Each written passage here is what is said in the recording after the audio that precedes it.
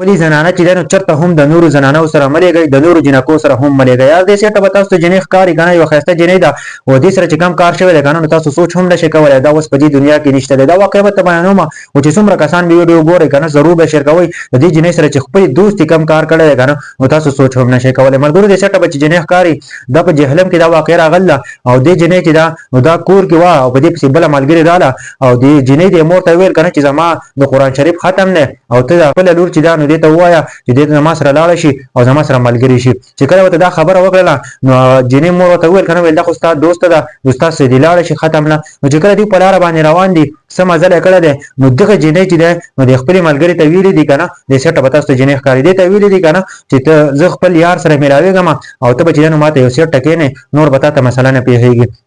چې دغه جنۍ چې ده نو دا تل یو کور ته ننوتې دي، دغه جنۍ دا سیټه چې جنۍ ښکاري دی بهر کېنولې ده او دغه جنۍ چې ده د یو هلک سره دننه شوې ده او دننه ورسره تللې ده. چې کله دننه ورسره تللې ده که نه، بیا د دغه هلک یو ملګری چې ده نو هغه راغی. چې کله هغه ملګری راغی که نه، د خپل ملګري ته رینګ وکړو که نه چې ته چېرته یې، ته بهر ته راووځه زما ستا سره کار دی. نو هغه ته ویل چې زه په دې ټایم کې مصروفه یم که نه او ته چې دی نو ګیټ کولاو دی، ته دننه راځه. چې کله دا دننه راغلی دی او دا ښایسته جنۍ چې ده نو دا لیدلې ده، نو دې جنۍ سره چې ده نو خپل خواهشات پوره کړي دي. دې جنۍ سره ډېر زیاتی یې کړی. چې کله ورسره زیاتی یې کړی نو دا جنۍ چې ده نو مکمل طور باندې په هغه ټایم سره د دنیا نه رخصت شوې ده. ملګرو ډېر د افسوس مقام دی که نه، دا ښایسته جنۍ چې ده نو خپلې ملګرې چې ده نو په خپله باندې ختمه کړله. ملګرو اصل مقصد دا دی که نه چې هغه د خپل یار سره میلاوېده، د یو هلک سره میلاوېده او دا جنۍ چې ده نو د مدرسې په معنا باندې راوسته چې زما نن ختم دی په مدرسه کې او دا جنۍ چې ده نو زما سره ولېږه، دا ملګرې ده زما، دا زما سره به لاړه شي، نو موږ به دواړه لاړ شو، بیا به واپس راځو. او دا خبر نه وه دا جنۍ که نه چې موږ ځو او دا به د خپل یار سره میلاوېږي، د یو هلک سره میلاوېږي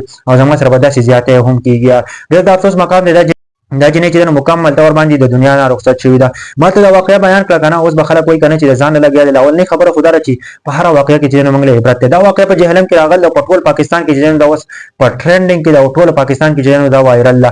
نو موږ ټول له پکار ده که نه چې د خپلې جنکو ډېر زیات خیال ساتئ. نن سبا څوک چې نو د چا د عزت بالکل خیال نه ساتي. ګورئ همیشه چې ده نو کوشش کوئ د خپل عزتونو په خپله باندې خیال ساتئ. دې ښایسته جنۍ ته وګوره دا چې ده نو د دې سره زیاتی هم وکړو، دا پکې د دنیا نه هم رخصت شوه له خپلې ملګري د وجې نه. نو داسې قسمه ملګري هم مه ساتئ که نه چې د هغه د وجې نه چې ده نو تاسو ته نقصان رسي یا تاسو ته چې ده نو تکلیف رسي. نو چېرته هم چې ده نو داسې ملګرو سره تعلق مه ساتئ. زما خو ټولو پښتنو ته دا خواست دی چې خپلې جنکۍ چې ده نو د کور نه بهر ته هم مه پرېږدئ، چې سکول ته ځي سکول ته پرېږدئ او داسې قسمه ملګرو سره چېرته هم مه پرېږدئ. چې ویډیو څومره کسان ګورئ زما پښتنو ورونو، زما دا ویډیو ورسره شیر کړئ، ښه غوندې کمنټ ضرور وکړئ.